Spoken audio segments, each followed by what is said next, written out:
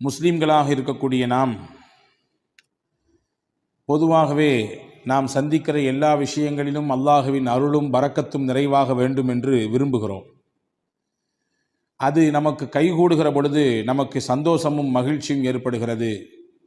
அது கிடைக்கப்பெறாமல் ஒரு விதமான தேக்க நிலையில் நிற்கிற பொழுது நமக்கு வருத்தமும் ஏக்கமும் இருக்கிறது.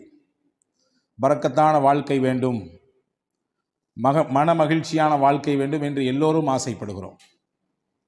பரக்கத்தென்றால் வெறுமின்னை நாம் சம்பாதிக்கக்கூடிய பொருளாதாரத்தில் மட்டுமல்ல, நம்முடைய குடும்பத்தில், நம்முடைய பிள்ளைகளில், நாம் செய்யும் தொழிலில், நாம் ஈட்டும் வருமானத்தில், நம்முடைய ஆரோக்கியத்தில், நம்முடைய நிம்மதியில், இப்படி தொட்டு தொட்டு வாழ்க்கைக்கான எதுவெல்லாம் மூல ஆதாரமாக இருக்கிறதோ அத்துணையிலும் நமக்கு பரக்கத்து வேண்டும்.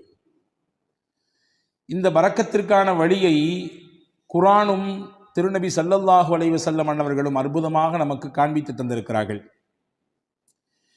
அல்லாஹ் அல் குர்ஆனிலே நபிகள் பெருமானார் ஸல்லல்லாஹு அலைஹி வஸல்லம் அன்னவர்களுடைய அந்த இஸ்ரா என்கின்ற பயணத்தை அறிமுகப்படுத்தும் பொழுதே சொன்னான், சுபஹானல்லதி அஸ்ரா பி அப்திஹி, இரவோடு இரவாக தன்னுடைய அடியாரை அல்லாஹ் அழைத்து சென்றான். மஸ்ஜிதுல் ஹராம் இலல் மஸ்ஜிதில் அக்ஸா, ஹரமிலிருந்து அக்ஸா பள்ளிவாசல் வரை, பாலஸ்தீனத்தில் இருக்கக்கூடிய பைத்துல் முகத்தஸ் வரை அழைத்து சென்றான். அவன் தூய்மையானவன் என்று சொல்லிவிட்டு பைத்துல் முகத்தஸிற்கு இருக்கக்கூடிய மிக முக்கியமான சிறப்பம்சத்தை அங்கே கோடிட்டு காட்டுகிறான். அல்லதி பாரக்னா ஹவுலா, பைத்துல் முகத்தஸ் என்கின்ற அந்த பள்ளிவாசல் எப்படிப்பட்டது என்றால் அதனை சுற்றியும் நாம் அல்லாஹ்வாகிய நாம் பரக்கத் செய்திருக்கிறோம். பரக்கத் பொருந்திய மண் அது என்று அல்லாஹ் அடையாளப்படுத்தினான். பெருமானார் ஸல்லல்லாஹு அலைஹி வஸல்லம் அன்னவர்களுக்கு அருளப்பட்ட அல் குர்ஆன், இதிலே 114 அத்தியாயங்கள் இருக்கிறது. 6200 சொச்சம் வசனங்கள் இருக்கிறது. எல்லாமே அருள் பொருந்திய வசனங்கள் தான், அதிலே மாற்று கருத்து இல்லை. எல்லாருமே அல்லாஹுவோடு பேசுவதற்கான வழிதான், அதிலே மாற்று கருத்து இல்லை. அவனுடைய கலாம் தான் அது, அவனுடைய பேச்சு தான். ஆனாலும் சில குறிப்பிட்ட சூறாக்களுக்கு பெருமானார் ஸல்லல்லாஹு அலைஹி வஸல்லம் அதனுடைய மகத்துவத்தை, அதனுடைய முக்கியத்துவத்தை உம்மத்திற்கு சொல்லித்தர மறக்கவில்லை. அதிலே முக்கியமான சூரா, முதன்மையான சூரா, சூரா பக்ரா. பெருமானார் ஸல்லல்லாஹு அலைஹி வஸல்லம் அவர்கள் சொன்னார்கள், திருக்குர்ஆனிலேயே மிக நீளமான சூரா. அந்த சூறாவை பற்றி அறிமுகப்படுத்தும் பொழுது சொன்னார்கள், இக்ரஊ சூரத்தல் பக்ரா, நீங்கள் சூரா பக்ரா ஓதுங்கள், வீட்டிலே சூரா பக்ரா ஓதுங்கள். ஃபஇன்ன அக்தஹா பரக்கா, எந்த வீட்டில் சூரா பக்ரா ஓதப்படுமோ அந்த வீட்டுக்கு அல்லாஹ் பரக்கத்தை கொடுப்பான். அதை எடுத்துக்கொண்டவர், சூரா பக்ராவை ஓதக்கூடியவர் பரக்கத்தான பெருவாழ்வு வாழ்வார். வ தர்குஹா ஹஸ்ரா, அதை ஓதாமல் விட்டு விடுபவர் உள்ளபடியே அதனுடைய அருளும் அதனுடைய மகத்துவமும் தெரிந்ததற்கு பிறகும் அதை தொடாமல் இருக்கக்கூடியவர், அதற்கு ஓதுவதற்கான என்ன முயற்சியையும் எடுக்காமல் இருக்கக்கூடியவர் உள்ளபடியே கை செய்தத்திற்குரியவர் தான் என்று பெருமானார் ஸல்லல்லாஹு அலைஹி வஸல்லம் அடையாளப்படுத்தினார்கள். இப்போ சூரா பக்ரா ஓதுங்கன்னு சொல்லி விடலை, அதை ஓதுறதுனால பரக்கத் கிடைக்கும் என்று பெருமானார் ஸல்லல்லாஹு அலைஹி வஸல்லம் சொல்வதின் வழியாக பரக்கத் நம் வாழ்க்கைக்கு எவ்வளவு முக்கியமானது என்பதை சொல்லித் தருகிறார்கள். எனவே தான் மக்காவிலிருந்து மதீனாவுக்கு ரசூலுல்லாஹ் வருகிறார்கள். ஹிஜ்ரத் என்ற பயணத்தின் ஊடாக மக்காவில் ஏகதேசம் வாழ்வின் 80% கழிந்து போனது. மிச்சம் இருக்கக்கூடிய 20% அந்த வாழ்க்கையினுடைய காலகட்டம் மதீனாவிலே அல்லாஹ் ஏற்பாடு செய்திருந்தான். ஹிஜ்ரத் என்ற பயணத்தின் வழியாக மதீனாவுக்கு வந்தார்கள். வந்த உடனே ஒரு துவா செய்தார்கள். மதீனா மண்ணுக்கு வந்தவுடன் ஒரு துவா செய்தார்கள். என்ன துவா கேட்டிருப்பார்கள் நினைக்கிறோம்? இங்கே எங்களுக்கு வாழ்வதற்கான இடத்தை கொடு, எங்களுக்கான அரசியல் சூழலை சரியாக்கி கொடு, எதிரிகளின் அச்சத்தை குறைத்து கொடு என்றெல்லாம் கேட்டார்களா? என்ன கேட்டார்கள்? ஹதீஸிலே வருகிறது, அல்லாஹும்ம ஜஅல் பில் மதீனத்தி லிஃபை மா ஜஅல்த பில் மக்கா மினல் பரக்கா. யா அல்லாஹ், உன்னுடைய ஆலயம் பைத்துல்லா இருக்கக்கூடிய மக்காவிற்கு எந்த பரக்கத்தை நீ கொடுத்திருக்கிறாயோ அதில் 2 பங்கை எனக்கு மதீனாவிலே கொடு என்று கேட்டார்கள். அங்கே இருக்கக்கூடிய பரக்கத்தில் 2 பங்கு இந்த மதீனாவுக்கு வேண்டும். பரக்கத்தோடு வாழுகிற வாழ்க்கையை எங்களுக்கு இங்கே ஏற்படுத்தித்தான் மக்காவில் தருவதை விட கூடுதலாக கொடு என்று பெருமானார் ஸல்லல்லாஹு அலைஹி வஸல்லம் கேட்டிருப்பதாக நாம் ஹதீஸிலே பார்க்கிறோம். எனவேதான் ஒவ்வொரு நாளும் ஒவ்வொரு தொழுகையிலும் அல்லாஹ்விடத்திலே நாம் தெரிந்தோ தெரியாமலோ கேட்டுக்கொண்டே இருக்கிறோம் பரக்கத்தை. நாம் உணர்ந்திருக்கிறோமா? அத்தஹியாத்தினுடைய இருப்பிலே நாம் கேட்கிறோம் பரக்கத்தை. அல்லாஹும்ம பாரிக் அலா முஹம்மத் வ அலா ஆலி முஹம்மத் கமா பாரக்த அலா இப்ராஹிம். இறைவா, முகமது நபியின் மீதும் அவர்களுடைய குடும்பத்தினர் மீதும் நீ பரக்கச் செய்வாயாக, இப்ராஹிம் நபிக்கும் அவருடைய குடும்பத்திற்கும் எப்படி பரக்கச் செய்யதாயோ அதே போன்று என்று அல்லாஹ்விடத்திலே நபிகளை முன்வைத்து நாம் கேட்கிறோம். அவர்களுக்கு செய் என்றால் அதன் வழியாக எங்களுக்கும் கொடு என்ற அர்த்தம். பரக்கத் என்பது வாழ்க்கையிலே தவிர்க்க முடியாத ஒன்று. பரக்கத்தான வாழ்க்கையை தான் நாம் எல்லோருமே ஆசைப்படுகிறோம். அந்த பரக்கத் நம்முடைய வாழ்க்கையில், நம்முடைய நிம்மதியில், நம்முடைய ஆரோக்கியத்தில், நம்முடைய தொழிலில், நாம் கை வைக்கக்கூடிய காரியங்களில் நிறைவாக கிடைக்கப் பெறும் பட்சத்திலே மன நிறைவான ஒரு வாழ்க்கையை நாம் அனுபவிப்பதாக நாம் உணரலாம். அதை பெறுவதற்கான வழிகள் என்ன என்பதை குறித்துத்தான் நாம் இங்கே பார்க்க போகிறோம் இந்த ஜும்மாவினுடைய உரையின் ஊடாக. அனஸ் இப்னு மாலிக் ரலியல்லாஹு அன்ஹு சஹாபாக்கள் ரொம்ப முக்கியமான சஹாபி. நபிகள் ஸல்லல்லாஹு அலைஹி வஸல்லம் அவர்களோடு சிறு வயதிலேயே அந்த தொடர்பை ஏற்படுத்தி கொண்ட உன்னதமான தோழர்களிலே ஒருவர். ரசூல் ஸல்லல்லாஹு அலைஹி வஸல்லம் மதீனாவுக்குள்ள வரும்பொழுது எல்லாரும் கிஃப்ட் கொடுத்தாங்க ரசூலுல்லாஹ்க்கு. இந்த அம்மா அனஸ் ரலியல்லாஹுடைய தாயார், அவங்க பேர் உம்மு சுலைம் ரலியல்லாஹு தஆலா அன்ஹா. அந்த அம்மாட ரசூலுல்லாஹ் கொடுக்கறதுக்குன்னு பெருசா ஒன்றும் இல்லை. 10 வயசு ஃபுல்லா அனஸ் தான் இருந்தாங்க. அனஸ் ரலியல்லாஹு கையை பிடிச்சி கடகடன்னு எடுத்து கூட்டு போய் பெருமானா ஸல்லல்லாஹு அலைஹி வஸல்லம் கிட்ட ஒப்படைச்சிட்டு சொன்னாங்க, யா ரசூலுல்லாஹ் ஹாதிமுக அனஸ். எல்லாரும் கிஃப்ட் கொடுக்குறாங்க, என்கிட்ட கொடுக்கறதுக்கு இல்லை, என் புள்ள தான் இருக்காரு, இவரை கொடுத்துட்டேன் உங்களுக்கு. இவரை கொடுத்துட்டோம்னா என்ன பொருள்? இவர்தான் உங்களுக்கான ஊழியர், பணியாளர், நீங்கள் இடும் கட்டளையை செய்யக்கூடியவர். இவரை நீங்கள் வைத்து பயன்படுத்திக் கொள்ளுங்கள். உங்களுக்கு பல விதங்களிலே இவர் பயன்பாட்டை கொடுப்பார். உங்களுடைய காரியங்களிலே இவரை வைத்து நீங்கள் வேலை வாங்கி கொள்ளுங்கள் என்று சொல்லிட்டு சொன்னாங்க. என் பிள்ளைய கொடுத்துட்டு நான் உங்கள்ட்ட எதிர்பார்க்கிறது வேற ஒன்றும் இல்லை, அவருக்கு நீ துவா செய்யணும், நீங்க அவருக்காக வேண்டி துவா செய்ய வேண்டும். நான் கடந்த வார ஜும்மாவிலேயே சொன்னேன் இல்லையா, ஒருவர் துவா செய்யுங்கள் என்று சொல்லிவிட்டால் உடனடியாக நாம் என்ன செய்ய வேண்டும்? பாரக்கல்லா என்று துவா செய்து விட வேண்டும். பாரக்கல்லா என்று முதல் கட்டமாக துவா செய்து விட வேண்டும். அதற்கு பிறகு அவரை குறித்து ஞாபகம் வந்தால், அவர் எது குறித்து உண்டான துவாவை நம்மிடத்திலே முன்மொழிந்தார், எந்த சிக்கலுக்காக வேண்டி கேட்டிருக்காரு, எந்த பிரச்சனைக்காக வேண்டி கேட்டிருக்காரு என்று தனிப்பட்ட முறையில் நமக்கு நினைவு இருந்தால் அதை சொல்லி அல்லாஹ்விடத்திலே கேட்பது, இது மிக உயர்ந்த பண்புகளில் ஒன்று. அதனால் கிடைக்கக்கூடிய பலன் என்ன என்பதை கடந்த வார ஜும்மாவிலே நான் உங்களுக்கு ஞாபகப்படுத்தியிருக்கிறேன். இப்போ ஹஸரத் ரசூலுல்லாஹி ஸல்லல்லாஹு அலைஹி வஸல்லம் இடத்திலே உம்மு சுலைம் ரலியல்லாஹு தஆலா அன்ஹா தன்னுடைய பிள்ளையை ஒப்படைத்து விட்டு சொன்னார்கள், உதுஉ, இவருக்கு துவா செய்யுங்கள், அவ்வளவுதான். இவருக்கு நீங்கள் துவா செய்யுங்கள், அது மட்டும் போதும், வேற எதுவும் எனக்கு எதிர்பார்ப்பு இல்லை. உடனே ரசூலுல்லாஹ் துவா செஞ்சாங்க, அனஸ் ரலியல்லாஹு துவா செஞ்சாங்க. என்ன செஞ்சிருப்பாங்க? யா அல்லாஹ் நல்ல நீல ஆயிலை கொடு, அல்லது நிறைய இவருக்கு என்றெல்லாம் கேட்பதற்கு முன்னால் பெருமானார் செய்த துவா, அல்லாஹும்ம பாரிக் ஃபி உம்ரி, யா அல்லாஹ் இவர் ஆயிலே நீ பரக்கச் செய்வாயாக, நீண்ட ஆயிலை கொடுப்பாயாகன்னு கேட்கல, இவர் ஆயில்ல நீ பரக்கச் செய்வாயாக. அல்லாஹும்ம பாரிக் ஃபி அவுலாதி, இவருக்கு நீ கொடுக்கக்கூடிய குழந்தை செல்வங்களிலே பரக்கச் செய்வாயாக. அடுத்து சொன்னாங்க, அல்லாஹும்ம பாரிக் லஹு ஃபீமா அதைத லஹு, இவருக்கு நீ என்னெல்லாம் கொடுக்கணும்னு நினைச்சிருக்கியோ எல்லாத்தையும் பரக்கத் செஞ்சிரு. இவர் ஆயில்ல பரக்கத் செஞ்சிரு, இவருடைய குழந்தை குட்டிகள்ல பரக்கத் செஞ்சிரு, நீ என்னெல்லாம் இவருக்கு கொடுக்கணும்னு நினைச்சிருக்கியோ எல்லாத்திலும் நீ பரக்கத் செய்துவிடு என்று பெருமானார் ஸல்லல்லாஹு அலைஹி வஸல்லம் அவர்கள் துஆ செய்ததாக நாம் ஹதீஸ்ல பார்க்கிறோம். நிறைய குடுன்னு கேட்கல, நீண்ட ஆயில நிறைய வயசு வாழணும் அப்படி கொடுன்னு ரசூலுல்லாஹ் கேட்கல, நீ கொடுப்பதில் நிறைந்த பரக்கத்தை கொடு என்று கேட்பதிலிருந்து நமக்கு புரிகிறது, வாழ்க்கையிலே நிறைய என்பதை விட பரக்கத்தான் முக்கியம். அதிகம் எண்ணிக்கை என்பதை விட குறைவாக இருந்தாலும் அதன் மூலம் கிடைக்கக்கூடிய பலன் பரக்கத்தாக இருக்க வேண்டும் என்பதுதான் முக்கியம் என்று நாம் இதிலிருந்து புரிந்து கொள்கிறோம். அந்த பரக்கத்தான வாழ்க்கையை பெறுவதற்கு ஒரு 8 அம்ச திட்டத்தை நான் இன்றைக்கு உங்களுக்கு நான் சொல்ல போகிறேன். 8 விதமான விஷயங்களை நாம் பின்பற்றுகிற பொழுது அல்லாஹுவின் பரக்கத்தை நம்மால் முழுமையாக அடைந்து கொள்ள முடியும். நம்பர் 1, முதலில் பரக்கத்தை பெறுவதற்கு நாம் என்ன முயற்சியை மேற்கொள்வது? 1, ரசூலுல்லாஹ் சொன்னாங்க, உங்களில் யார் வயசுல பெரியவங்களோ அவங்கள நீங்க மரியாதை கொடுப்பதிலிருந்து, உங்கள் காரியங்கள் அனைத்திலும் அவர்களை முன்னிலைப்படுத்துவதிலிருந்து அல்லாஹ் உங்களுக்கு பரக்கத்தை தருவான். வாப்பாக்கு வயசாயிடுச்சு, வீட்டில் மூத்தவங்க தான் இருந்தாலும் இந்த விஷயங்கள்லாம் அவங்களுக்கு அந்த அளவுக்கு பிடிபடாது. அதனால சொல்லிக்கலாம், எல்லாம் முடிஞ்சு கடைசியில சொல்லிக்கலாம் என்பதல்ல. ஒரு கட்டத்தில் அவரும் வாலிபம், குழந்தை பேரு, தொழில், வியாபாரம் என்று எல்லாவற்றையும் கடந்துதான் வந்திருக்கிறார். இப்பொழுது அவருக்கு வயதான நிலை, வயோதிகம், அதனாலே அவரை ஒதுக்கி வைக்குதல், தள்ளி வைக்குதல் என்பதெல்லாம் இல்லை. என்ன விஷயம் செய்தாலும் பெரியவர்களுக்கான முன்னுரிமையை, முன்னிலைப்படுத்துதலை, அவர்களுக்கான மரியாதையை நீங்கள் நிறைவாக செய்யுங்கள். இதன் ஊடாக அல்லாஹ் உங்களுக்கு பரக்கத்தை தருவான். எந்த வீட்டில் பெரியவர்களுக்கு மரியாதை இருக்கிறதோ அந்த வீட்டிலே பரக்கத் இருக்கிறது என்று பொருள்.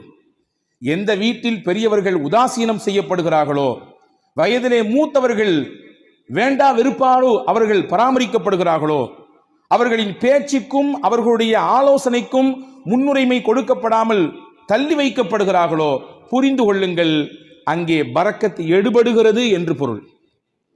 பெருமானா ஸல்லல்லாஹு அலைஹி வஸல்லம் அவர்களுக்கு ஒரு நாள் ஒரு அன்பளிப்பு வந்தது. ஒரு கிண்ணம் நிறைய பால்.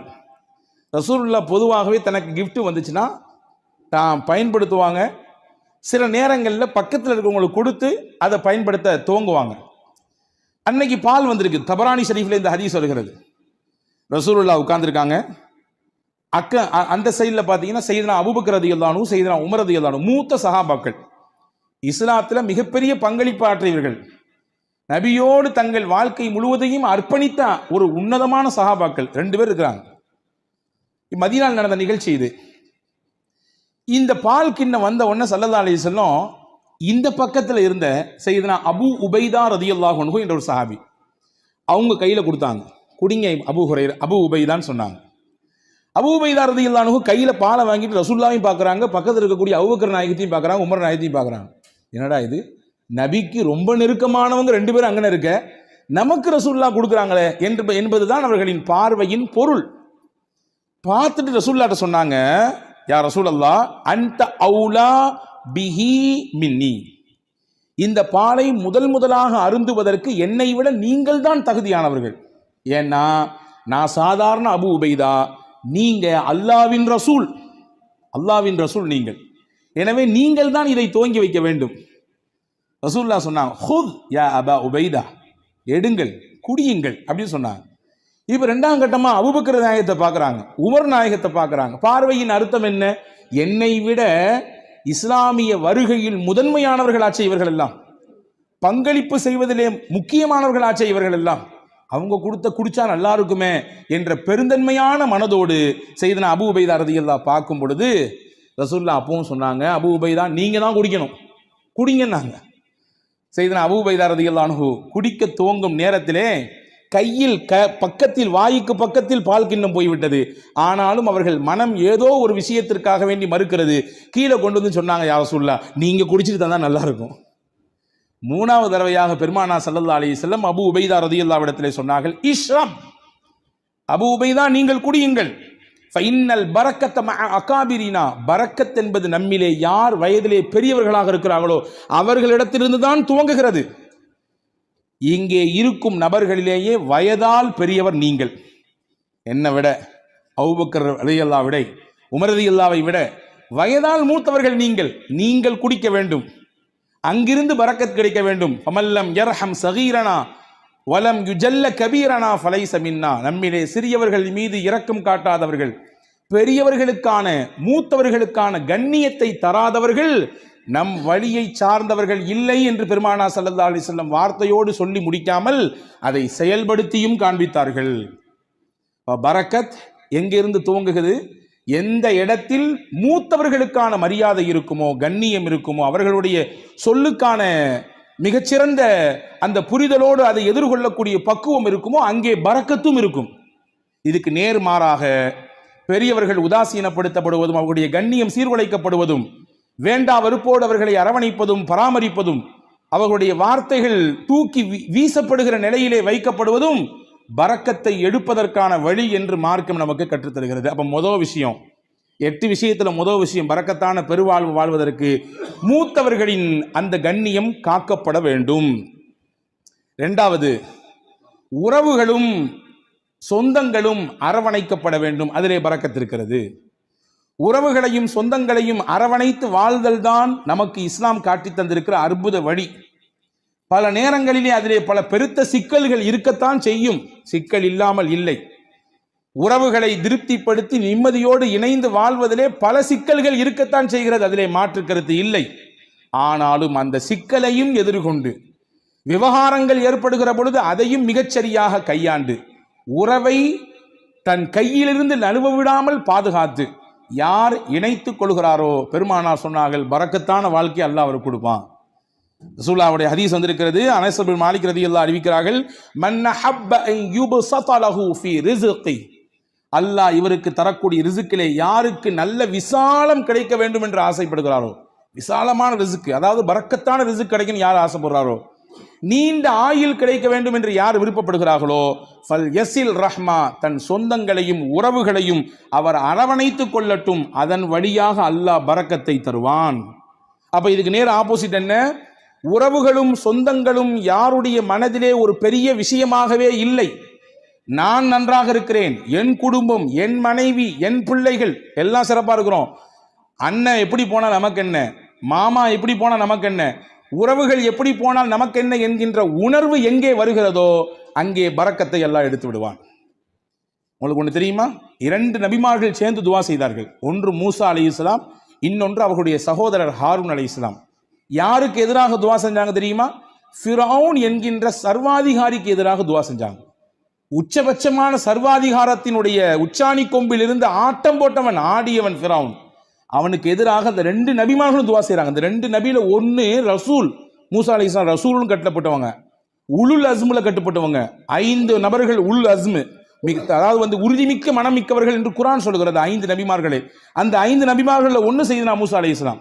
ரசூல் அல்லாஹ்வோடு நேரடியாக பேசுவதற்குரிய வாய்ப்பை பெற்றவர்கள் செய்தனா மூசா அலைஹிஸ்ஸலாம். தனிச்சிறப்பு போய்கிட்டே இருக்கிறது.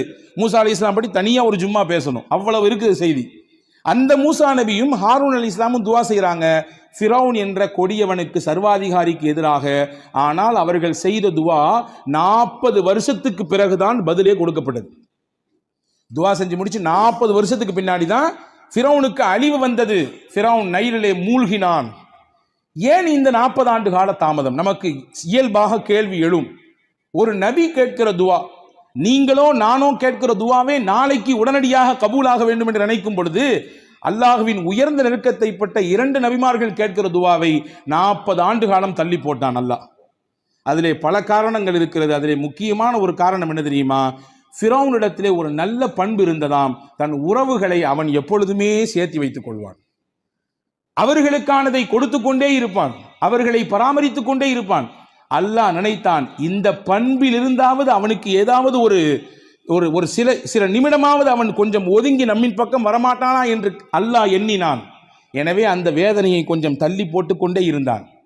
தள்ளி போட்டு 40 வருடங்களுக்கு பிறகுதான் இனிமேலும் இவன் திருந்துவதற்கு வாய்ப்பே இல்லை என்ற பொழுது அந்த நபிமார்களின் துவாவை ஏற்றுக்கொண்டு அவர்களுக்கு அவனுக்கு அழிவை கொடுத்தான்.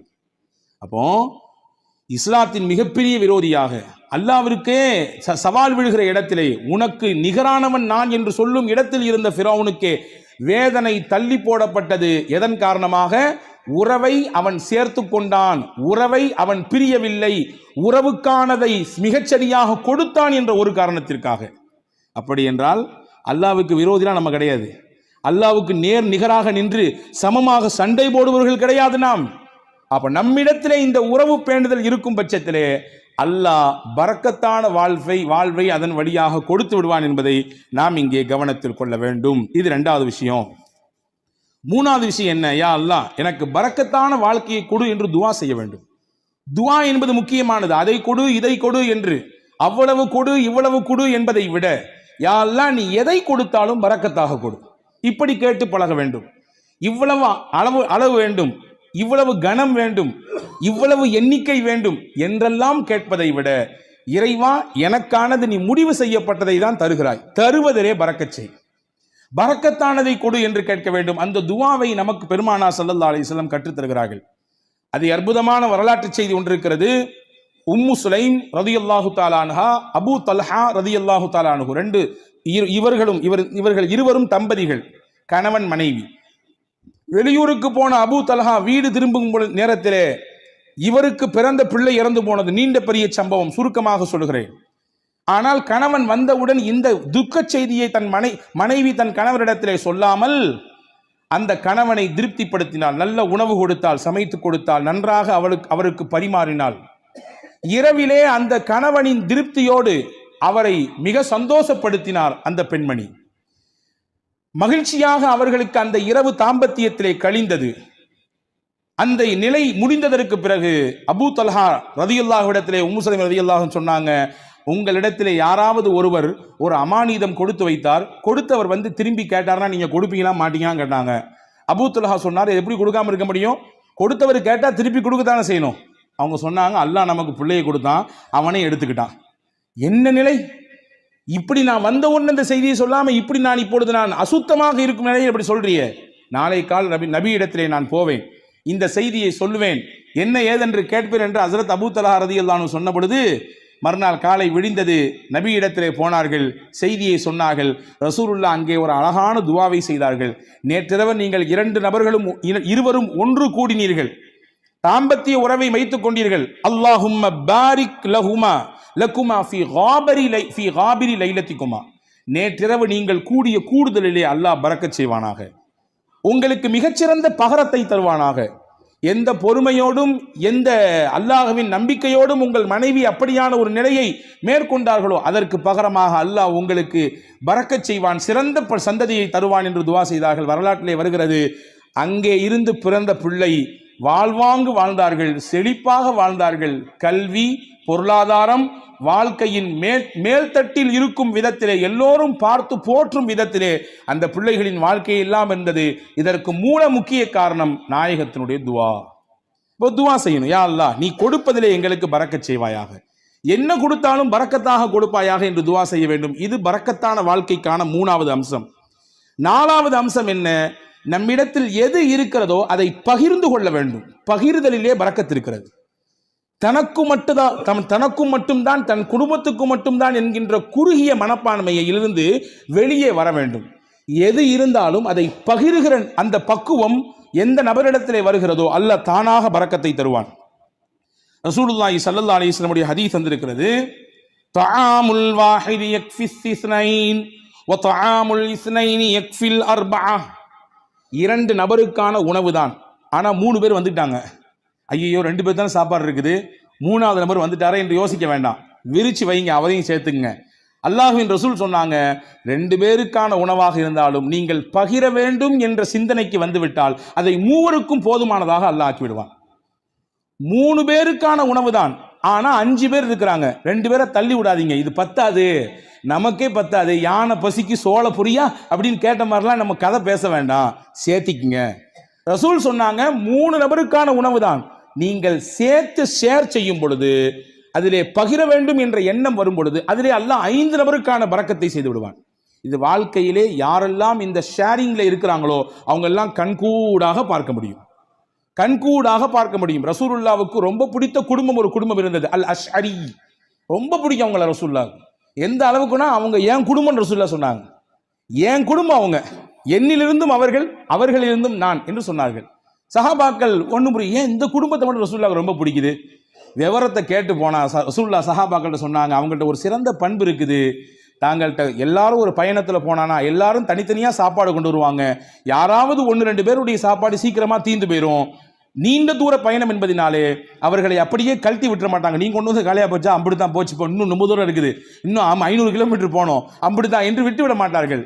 சாப்பாடு இல்லாதவர்களையும் சேர்த்து ஒரே இடத்தில் உட்கார வைத்து ஒரு பெரிய துணியை எடுத்து கொண்டு வந்த மொத்த சாப்பாடையும் அதிலே கொட்டி கலந்து இருப்பவர்களுக்கெல்லாம் பகிர்ந்து கொடுப்பார்கள். இந்த பகிர்தல் என் பண்பு, என்னுடைய குணம், அது அவங்கள்ட்ட இருக்கிறதுனால அவங்க எங்க குடும்பம் நாங்கள் ரசூல் ஸல்லல்லாஹு அலைஹி வஸல்லம். பகிர்தல் இது பரக்கத்திற்கான பெரிய வழி.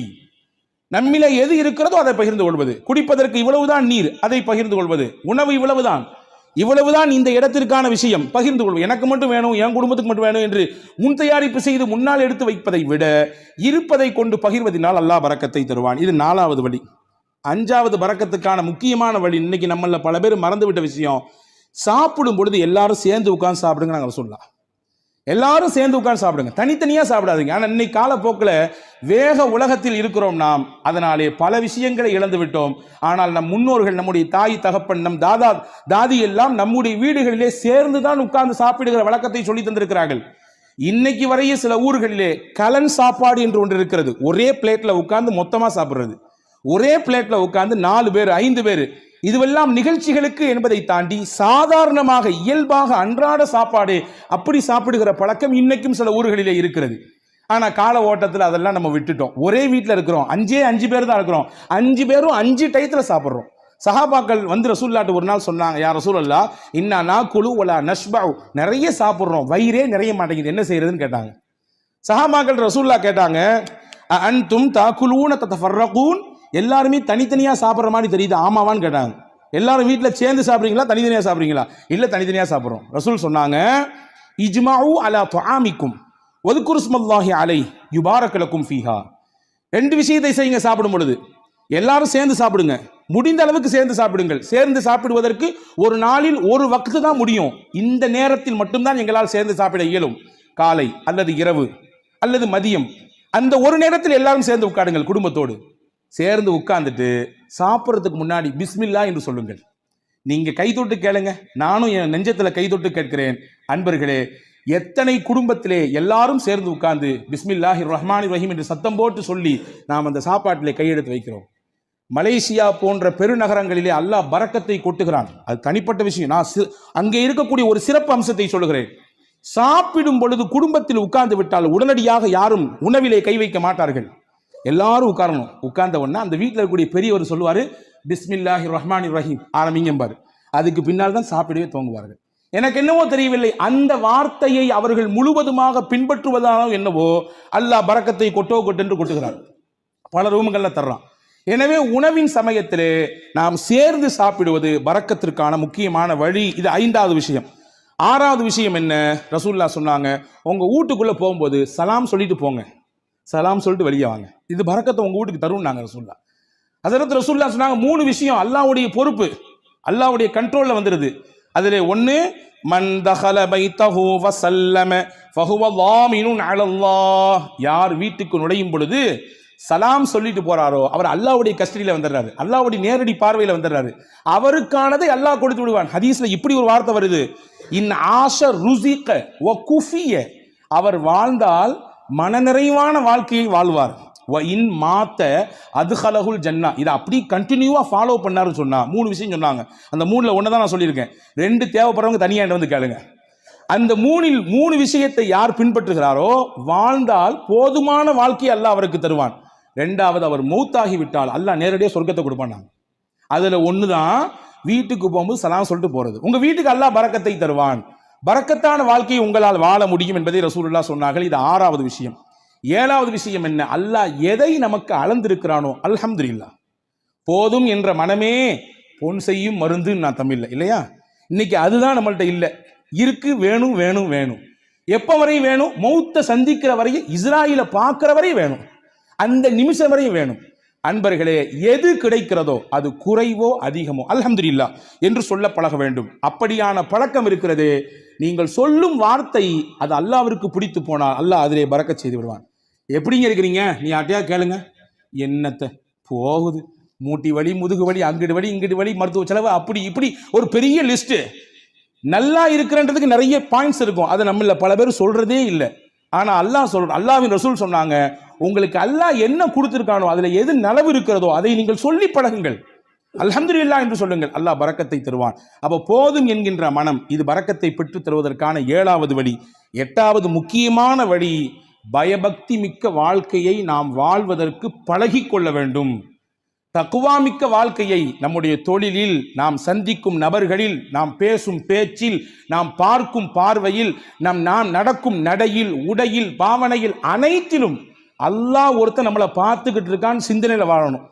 அந்த சிந்தனை நம்மள பல பேருக்கு பல சமயங்களில் போறதுனால தான் பாவத்தில் போய் விழுந்துடுறோம். ரசூல் சொன்னாங்க, யாருக்கு இந்த தக்குவா மிக்க வாழ்க்கையை வாழ வேண்டும் என்ற பிரியம் வந்து விடுகிறதோ, பரக்காத்தின் மின சமாஇ வல் அர்த், வான பூமியில் என்ன பரக்கத்து இருக்கோ எல்லாத்தையும் அல்லாஹ் கொண்டு வந்து கொட்டிடுவான்.